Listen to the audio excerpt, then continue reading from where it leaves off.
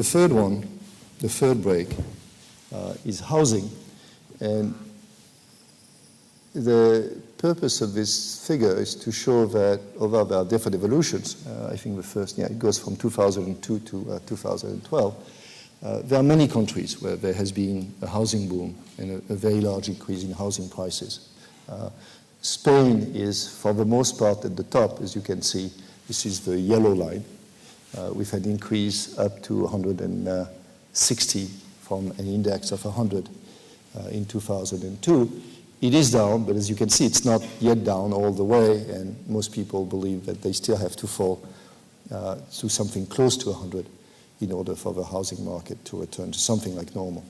But if you look at other countries, for example, the US is the blue line, you also have a fairly substantial increase. So it's clear, I think, in retrospect, that the increase in prices was partly a bubble. It was not entirely a bubble, and the interest rate at which you could borrow during that period was low, so it's normal that the price of houses would be higher. But there was a bubble, and then it came to an end. And it has two implications. The first one is, well, we've built too many houses. And, you've all seen pictures of empty cities in Spain, in effect, but that's something which is happening in many parts. When you have this, then housing investment, which typically is one of the things which lifts countries out of recession, is just not there. And then there is a twist, which is conceptually separate, which is that the first effect would be there even if people had not borrowed a penny. And basically the price of houses would go down, and there would be less new housing investment. People would cut their consumption. But as we know, much of this was done by people being able to borrow at very low rates for a very large proportion of the market value of their house. And so when the market value went down, then these people found themselves with a debt burden which exceeded the value of the house. That's conceptually separate, but it adds to the effect, which is that when the housing price goes down, you have the effect on housing investment, and then you have the effect on these households who basically had thought they could afford it, cannot, and have to cut on consumption and various things. And the two effects are relevant to different extents in different countries. So let me show you a bit more here. So this shows both the actual measured housing stock, the houses for sale, or the units for sale. It's not all houses, it's apartments, obviously. And then the shadow housing stock, which is not only the green. The green is the actual, and the sum of the whole bar is shadow plus actual. So just to give you the definitions, green is houses on the market. Right? That's typically what we would be looking at. But the blue, purple, and yellow are what we think of as the shadow part of the stock. So the blue, as you can see, are foreclosures in progress. So these are houses which have been foreclosed but not put on the market yet. The banks are keeping them waiting. Then the purple is mortgages which are more than 90-day delinquents. And it doesn't mean that people will not eventually pay, but it surely has a high probability that there is a problem there. And then the yellow is 60 to 90 days, delinquencies. Okay. So you can think of this as the house is potentially on the market. And what you can see is in normal times, which is 2006, basically you look at the actual stock and you're fine. But if you look at where we were at the worst part of this, which is in 2010, you can see that if you just look at the actual stock of houses on the market, it was lower than it was in 2006, but that was not the relevant metric. The number of potential houses on the market was not the 4 million that you get here, but something like 10 million. So since then, we've had this slow adjustment, right, in which both, because there is a little new construction, the stock of houses on the market has decreased, so it's fairly low, and then a mild decrease, but only a mild decrease in the shadow part. But as you can see, at the end, we still have, in effect, a shadow stock, which is probably 1.5 times what it was at the beginning. So until this is taken care of, housing investment is not going to boom. Housing prices are starting to increase, but it's clearly going to take a while for housing investment to be strong. The red line is also a scary line, and it's the number of mortgages, the number of homes with mortgages where the mortgage is worth more than the value of the home. So these are, what's known as underwater mortgages. And the number is quite amazing. As you can see, it's of the order of 15 million. Now, surprisingly, you don't want to add this to these because some of these people are underwater, so you can't just add the red line to the bars. But the surprising thing is most people, even if they have mortgages underwater, continue to pay. And at this stage, it's quite feasible because the interest rate on mortgages is actually quite low. So although the ratio of mortgage to value is high, the monthly payment is relatively low, thanks to monetary policy. But there clearly is a legacy which is going to take a long time to get rid of. Okay. This is the leverage aspect of the housing boom and the housing bust. As I've said, there would have been a big effect even in the absence of mortgages, and if people had just paid cash, there would still be a very large effect. The housing stock would still be very large. But this is what happens as a result of people taking mortgages, and this shows you the ratio of non-performing mortgage loans for various countries. And as you can see, for the US, it is very high. It has increased steadily since 2006 and is reaching about 9% of all mortgages outstanding.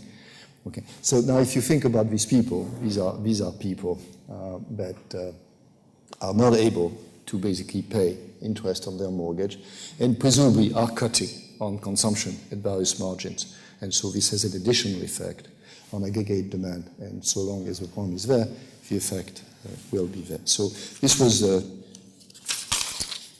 third break. Okay, so let me turn to something that I wish I had a better handle on, which I'm sure is important, but I don't know how important, and that how important is important. Knowing how important it is important, and I wish I knew more. So this is the idea that uncertainty, in addition to what we have seen, has played a role in the crisis, and more importantly, is playing a role now. And if somehow we could get rid of uncertainty, that would increase confidence, which would lead people to spend more, firms to do more investment, and so on and so on. So the question is there more uncertainty? So let me first look at the indices which presumably measure uncertainty best. And these are the VIX in the US and the V-Stocks in Europe. So what they do is that they basically look at the pricing of options on stocks, and if you see that people are willing to pay quite a bit for an out-of-money option, you conclude that they are very uncertain and they are willing to protect themselves. So from that measure, you can actually construct a measure of uncertainty, and that's a V-Stocks in this case, and the VIX. And these are the green lines. And so you can see that indeed, if you look at the most acute phase of the crisis, which is 2009, the VIX increased enormously. And I think this is really when nobody had a clue as to what was going to happen tomorrow, whether it was the end of the world or not. And so this went up, and there's considerable evidence at this point that consumers basically stopped buying durables because, your car, you can wait 3 months. You want to know what will happen in 3 months. You don't want to do it today. Interestingly, there's a very nice article by Christy Romer who showed that the same thing happened in the Great Depression, that basically uncertainty played a major role in just making purchases of consumer durables collapse. So I think there is no question that that was a dominant factor, but over time, people decided, okay, it's not going to be another Great Depression, it's going to be bad. So the VIX and the V-Stocks both went down. They went again up because of the Greek crisis and because of the debt ceiling event in discussion in the US. But the interesting thing, and that's what's slightly surprising, is that as of today, so the last date is not quite today, but it's not long ago, and it would be roughly the same value today. Both indices are roughly at their pre-crisis levels, so that the stock market doesn't indicate a particular degree of uncertainty. And so the question is, well, what's going on? Where if you talk to CEOs, they will all tell you that uncertainty is a major issue. So there is a sense in which maybe this is not the right measure. Maybe people care about political uncertainty, and that's not reflected in these indices. So what the red lines show is an index of political uncertainty, which has been constructed by Nick Bloom and co-authors at Stanford, and it's not like it's based on options or anything like this. It's based on reading newspapers and basically counting the number of times electronically where political uncertainty is mentioned. It's looking at the dispersion of forecasts of forecasters across, as a measure again of uncertainty across people. The twist in the US, you can see this, it actually measures the number of federal tax code provisions set to expire in future years. The idea being, well, what is going to happen, we don't know. So, I think we have to see these as first passes, but they're interesting. And if you look, basically, if I look at the US, again, I see a peak at Lehman. What are they going to do? Are they going to let it go or not, and so on? I see a peak at the discussion of the debt ceiling in late 2011, but I don't see much, for example, the whole discussion of the fiscal cliff in the US, which is whether the tax provisions which were passed by the Bush administration are going to let expire or not. That doesn't seem to have an enormous effect. It's there, but it's not very big. For Europe, I think it's much more relevant. As you can see, the red line is higher than it has been since basically, since the beginning of 2012, the red line has been higher than at any time before in the crisis. And I think this reflects the notion that people really have no clue as to whether the European policymakers are going to do the right thing or not. And they're bombarded with signals which are not always very clear. So I think it's safe to say that that must play a role. But how? I think the question in terms of research, but practically now, is how does political uncertainty translate into decisions of consumers and firms? We all suspect it does, but exactly how, I don't think we have pinned down. Now, I think the important part is that the free breaks I talked about before are more or less mechanical breaks. Fiscal you have to do, you just have no alternative. Banking deleveraging is going to take some time, so on and so on. This, if by magic, we could have European policymakers agreeing on something and sticking to it, and people believing that now they had done it, could it be that the red line would actually decrease quite a bit, and this would lead to more confidence, more consumption, more investment? And I think the probability is not zero that if this were to happen, then growth would be higher than in the forecast that I've given you.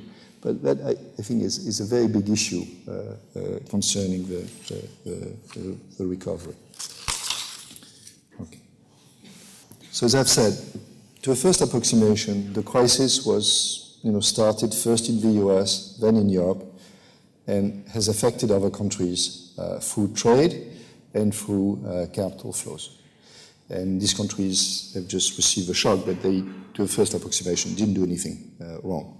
So, first, food trade. This shows you, so I want you to look at the exports line, which is the green line, since 2006. So this shows you the exports of goods from emerging Asia and Latin America, mostly to advanced countries. Okay. What you can see is the enormous decrease during the acute phase of the crisis. Exports from this part of the world decreased by nearly 20%, right? And when you think of magnitude, the recession in advanced economies was only of the order of 5%. They say only, it's only vis-a-vis the 20%. It's clearly an enormous number. But the collapse in trade was orders of magnitude bigger than the collapse in output. This is because exports are largely durables, and durables fall much more than GDP in general. So this was a major shock to these economies. To a large extent, they were able to offset it because they could actually increase domestic demand. They had a good fiscal position, they could do it, and they basically used it, and they were able to minimize the damage.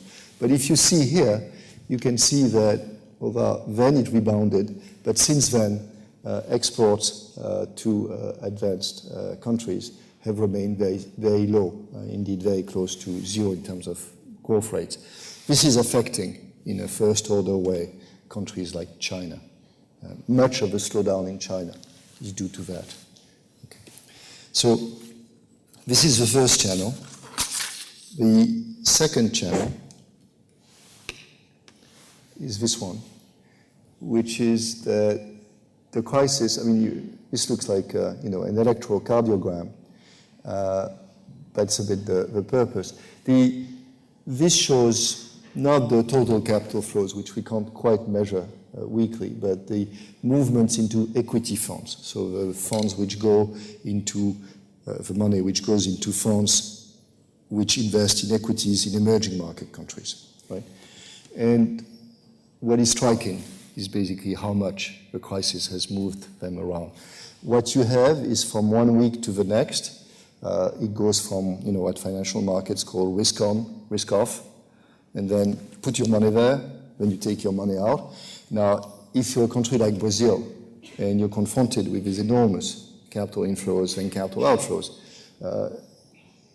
you have a very difficult life, and your financial system has to basically get these things in without bursting, and then it has to be ready to let them go.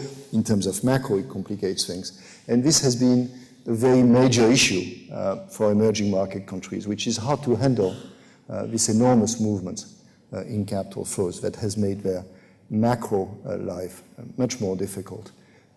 As a result, many of them, in particular Brazil, have put capital controls in order to try to limit the amount of fluctuations. But still, the fluctuations have remained very large. So if I think about emerging market countries, decrease in trade, which has led to some decrease in output, not very much, and then a much more risky environment in terms of foreign funds coming in and out. So let me turn to risks, and then I'll conclude with policies. So far I was describing things on the baseline, which is, this is how, in expected value, what's going to happen, the breaks are there, they're not going to go away overnight, and so on. Now what I want to do is discuss the risk, the possibility that things go very wrong. And that's clearly what worries us even more than that. So here, it's a complicated graph, but and I could spend the rest of the time and probably the day going through the various arrows, but it shows you the complexity of it. You basically have interactions between the fiscal part, fiscal consolidation in this case, the growth part at the top, lower growth, and the banks, weaker banks. And so you can basically follow the arrows and scale yourself as much as you want. So suppose you have fiscal consolidation, which you need to have. Other things equal, this is going to lower demand. This is going to lower growth. Lower growth is going to make it harder to achieve fiscal consolidation because you're going to have a hard time getting the revenues. Okay, but it's also going to affect banks because when growth is low, then banks make less money. There are more non-performing loans. So this is going to affect banks. So banks are going to cut credit. This is going to affect growth, which is going to affect fiscal.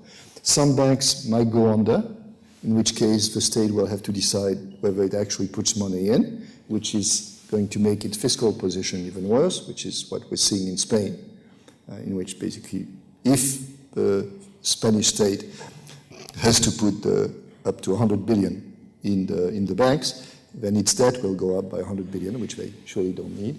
And then you can keep going like this.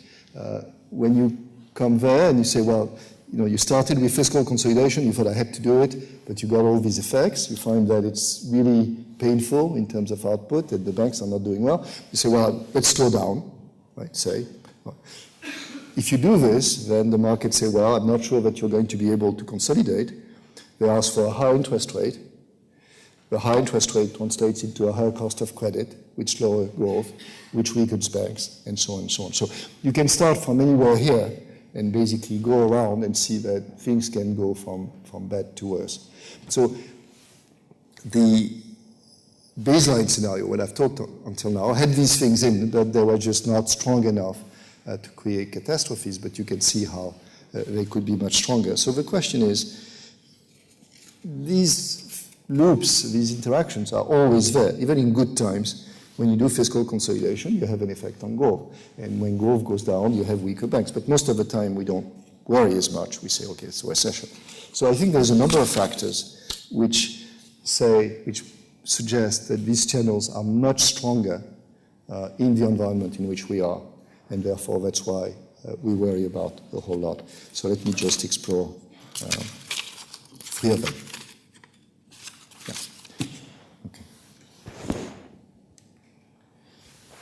So the first one is something that I mentioned earlier, which is multiple equilibria, which is what we're in an environment in which the average country has a level of debt which is around 100% of GDP, roughly. Some less, some more, but roughly. Now, if you think about the interest rate on sovereign debt of a state, there are nearly always 2 equilibria. Right? There is one in which the investors look at the country and say, well, it looks like they're going to make it. There's not much risk. We land at a very low rate. And because they land at a very low rate, the country is able to make it because the interest payments are not too high. Right? That's kind of a normal case. But there's another case in which they say, oh, no. This country is in serious trouble. We're going to ask for a really high interest rate in order to compensate for the risk. The risk premium is going to be very high. Right? If they do this, they create the conditions under which their assumption was correct, which is that if they land at too high a rate, there's absolutely no way fiscal consolidation can be done, and therefore there's indeed risk, and they were right to ask for it. That's exactly what multiple equilibria are.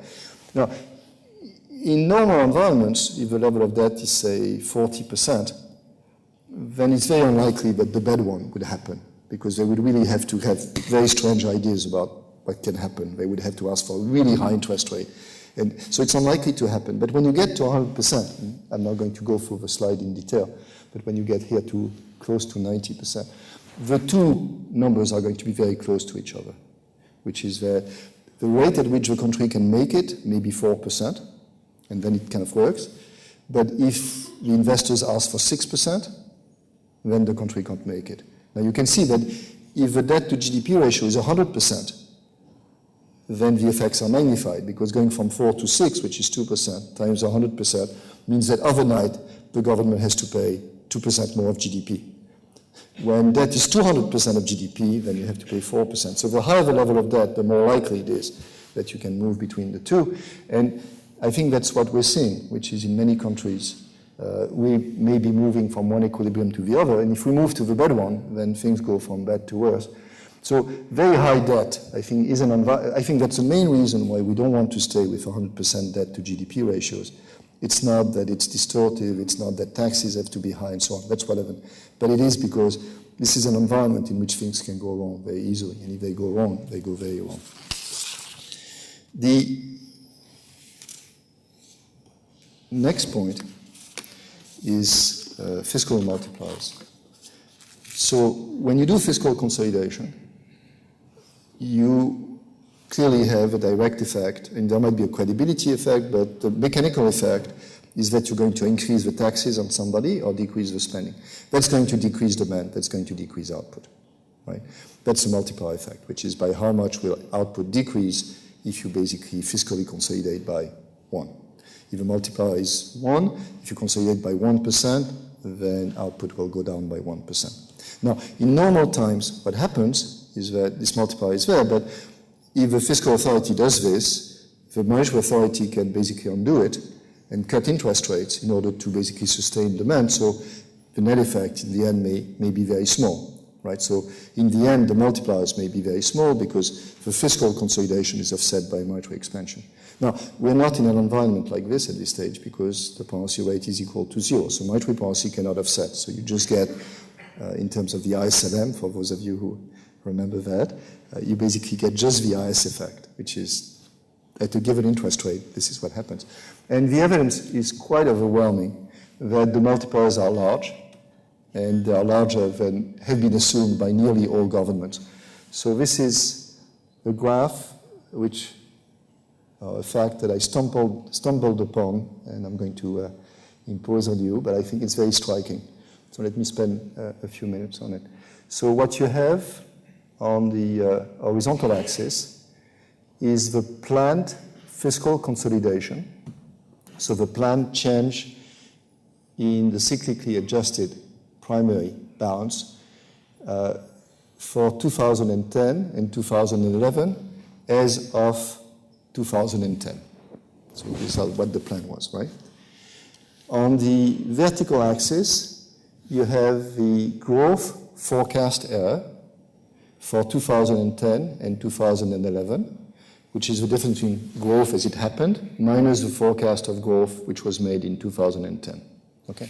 Now, if our models were right, and we had done it right, to the extent that planned fiscal consolidation was known at the time of the forecast, it should not explain the forecast error. If we made no mistake, anything which is in the information set at the time at which we make the forecast should not help explain the forecast error, right? Well, what this shows is that that's actually not the case, that countries which had very large planned fiscal consolidation have had systematically negative forecast errors for growth. So the balls which represent the countries are basically, on the in this quadrant, and the regression line, roughly has a slope of 1.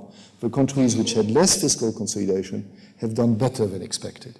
Now, what is the interpretation of this? I think the simplest interpretation is that we totally underestimated the effect of fiscal consolidation on growth, right? And by how much? Well, the slope of the line actually tells you. So if the models that we were using, and we is the IMF, we is the OECD, we is private forecasters, the results are the same, okay, had a multiplier of 0.5, so that the fiscal consolidation of 1 leads to a decrease in output of 0.5. This suggests that the true multiplier was 1 bigger, so it was 1.5. So that when you do fiscal consolidation of 1%, you get a 1.5% decrease in output. Okay. And that, you can see, explains quite well when in a number of countries, these in particular, all these program countries, things have turned out worse than was expected. Now, what this says is, again, fiscal consolidation may be needed, but be under no illusion that if you do it, you're going to have a major effect on growth. And I think most governments are very reluctant to accept that. They hope that the effect will be small, but in fact, it's quite big. Last mechanism which is relevant in the crisis and not in normal times is non-performing loans. So in normal times, you have a decrease in growth from, say, 4% to 2%. Well, not pleasant. But the effect on non-performing loans is very, very small. We are dealing with different times in which the question is not 4 to 2, but it's 2 to minus 2, say.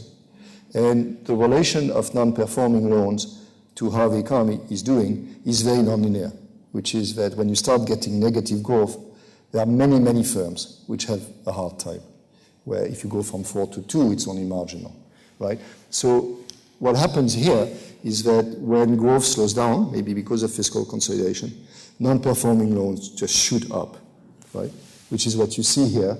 The red bar is the proportion of non-performing loans in 2011. In green, it's pre-crisis, 2007. And you can see the very large increase. Now, why does this matter? Because this means banks are doing poorly. They cut credit more. This has an effect on growth, which has an effect on fiscal and so on. So that nonlinearity plays a very important role. So you can see how when you put all these things together, there's a risk that things go wrong and more wrong, and you get major depressions. So I've talked about about the baseline. I've talked about the risk. Let me talk about policies now for the remaining 3 slides. Okay. So what is the advice that we think should be given? Okay. So for advanced economies, again, you want to make sure the recovery is proceeding along the baseline, and the next one will be about risks. Okay. So on monetary policy, our advice, but I think the central banks are very much aligned, is continue. Try to keep the rates as low as you can. Yes, there are risks. Yes, you have to worry about tomorrow, but just keep as many rates as you can low. This should help. On fiscal, unless we've had what I call a mantra, which is something we've repeated many, many times, which is, this is a marathon, not a sprint. Don't try to do it at once. Do it slowly, but do it credibly. So have a medium-term credible plan in which you basically promise in various ways, commit in various ways to do it. Not easy, but absolutely essential. To the extent that you can do this, then you can convince markets through that rather than by doing something crazy in the short run, in which you show that you're tough, but you kill the economy. So we think for the moment that in most countries this is indeed the case. The third is make sure that these very low rates that the monetary authority is implementing carry out to low borrowing rates for actual borrowers, consumers, firms, and so on. So this is the bank recapitalization. And then the fourth, which I think is less important but still relevant, is household leverage. Basically, when people are underwater, have large mortgages, try to find a way of cleaning up, of accepting the loss for the banks. And this is a problem that the US is dealing with. This is a problem that Hungary is dealing with. This is a difficult legal problem, but it's essential. Then the last one is that once you've done all this, with a bit of luck, you'll kind of return to a normal growth path. But one big issue is that the normal growth path in Europe is actually quite flat. Growth is very low. So I've always found that kind of the line about, well, you should do structural reforms was a bit empty. It was right, but I didn't think it was, I thought it was more or less an empty cliche. I think now it is much more important that in a number of countries, if we want to get out of debt, right, one way of doing it is to have more growth. This helps directly and indirectly. And so structural reforms, I think, are really of the essence in a number of countries to increase the potential output growth path. The first is to try to get back to it. This is to just try to increase the level and the slope. To decrease risks. So I could talk about the US, I could talk about Japan, but I think the focus is most definitely on Europe at this point. So what has to be done? Clearly, the main issue at this stage is Italy and Spain. Not because they are in the worst situation necessarily, but because they are big. And if they can't quite make it, then that would be a major issue for Europe. Okay. So the first step is that they have to do what they have to do, right? Which means fiscal consolidation and a plan and so on, structural reforms. And I think to a first approximation, both countries are really doing it in a very aggressive and committed way. But it's not enough. I think that these countries probably cannot make it on their own, and they need help from the euro level. And so this is what I've put here. The first one is direct recapitalization of banks. That's relevant for Spain. That's not relevant for Italy. And again, in principle, it should happen, but as in many cases in Europe, we've had promises and steps back. We'll have to see, but at least the mechanism is in place. The second is to make sure that these countries can borrow at reasonable rates. I'm quite sure of one thing, which is Spain and Italy cannot make it if they have to pay 6% on their debt. Just impossible. And so they have to basically be able to borrow at 3 or 4%, right? Now, in principle, this is ready. This is basically what the ECB committed to. They said if the countries accept the program and under conditionality, we'll basically intervene in the sovereign bond markets and make sure that the rates are reasonable. So the ECB, I think, has made clear that if the other conditions are satisfied, it will do what it needs to do. The issue is the last step, which is a reluctance at this stage of Spain, and even more so of Italy, to actually accept to sign a program and accept the conditionality. And as long as they don't, then the ECB cannot do anything, and the problem is not solved.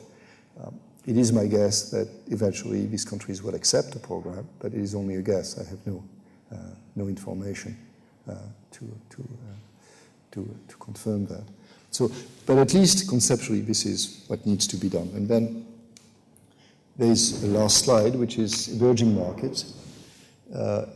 And here, again, they have no fundamental problem. They are basically in good fiscal shape.